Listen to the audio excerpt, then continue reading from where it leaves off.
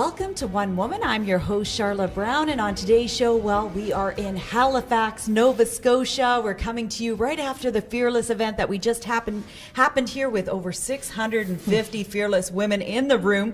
One of my incredible speakers today was Lindsay Lapaquette. Thank you so much for speaking today and for being on the show, Lindsay. Well, thank you for having me. It was a great event. Yeah, so much fun and so much great energy in that room today. And you did an incredible talk all about overcoming adversity and basically kicking it in the butt. So let's talk a little bit about overcoming adversity. You basically had, and like many of us who have a story, and it's not always sunshine and roses. Bad things happen in our lives. And let's talk a little bit about your story and kind of the adversity that you've had that's made you realize that how you can overcome things in your life. Sure. So I lost my mom and uncle in a car accident in October 2014. They were driving to our house for my daughter's birthday party, and I received a phone call that my uncle had died at the scene, and my mom was in critical condition, and then we learned shortly after that she had also died. So it was a really difficult shift for me to go from one day, the moment that stands out in my mind is I was getting out of the pool, chatting with a friend one moment. 5 minutes later, I was wailing in the parking lot, and my life had just been completely turned upside down. Yeah, and other things too. It wasn't just losing them in your life, but also then losing your father. Right. Yeah. So my dad, then almost 2 years to the date, we got a phone call. My sister and I noticed that he hadn't been answering our calls, and we asked a neighbor to check in on him, and it turns out he had also died suddenly.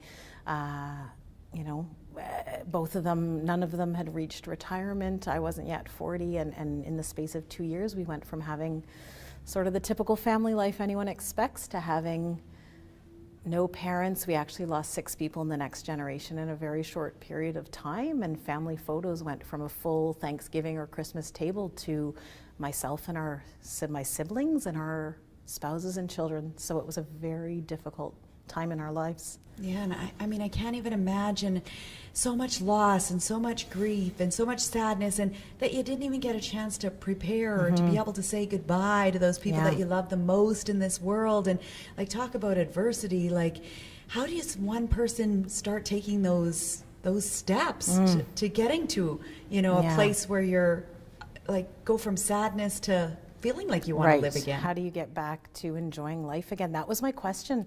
In the early days, I remember so clearly a few days after the accident, sitting in the car, and I was driving to Starbucks. That was the one part of my normal routine I was trying to keep up to pretend my life was feeling normal. And I was sitting at a light, and the person beside me was dancing to some music. And I remember thinking, how will I ever get back to that? That was me a week ago. How is that ever going to be me again? And really, it was just one step at a time, one day at a time. For me, it was really starting to connect with, what do I need to be happy? Because I was getting a lot of pressure from a lot of people around me to just pretend that everything was okay. People were uncomfortable with the pain I was in, with holding that space, and I understand why. But I knew I needed to connect to what I needed, and if I needed to cry, I needed to cry. If I needed to sit in bed watching TV, that's what I needed to do. And I tried to really focus on my own self-care and how I was feeling in the moment, and not go back to work until I started to feel that I could do that without there being repercussions of me being super cranky at the end of the day, because that to me was a sign that it was too early. Yes. That I still needed to work on myself emotionally. Right. And I loved how you talked about how, lots of times we get praised for having this crazy strength, but it's not healthy, like something happens, you have major surgery, and you're like, I went back to work in 5 days, or 10 days afterwards, even though it was supposed to be 6 weeks, or, you lose somebody in your family and you get right back into regular life, that's maybe not necessarily, the best things to do, but it's like sometimes what we feel like we need to do for other people rather than listening to what we need to do for our own health. Right, or sometimes we don't even realize we're doing it, I think. And it's actually something I've done in my life. So about 10 years ago, I had quite a significant injury and hurt my tailbone quite badly, and probably should have stayed off of work right off, but I didn't. I went back to work, and I went back to the gym, of all things, and I hurt myself even worse because I wasn't listening to my body, and I ended up on disability for 2 years. I couldn't sit for more than an hour for 2 years. So I've been in that space of just be strong, just push through, and you know what? My philosophy is that life will find another way to slow you down. When you don't listen, there's something else.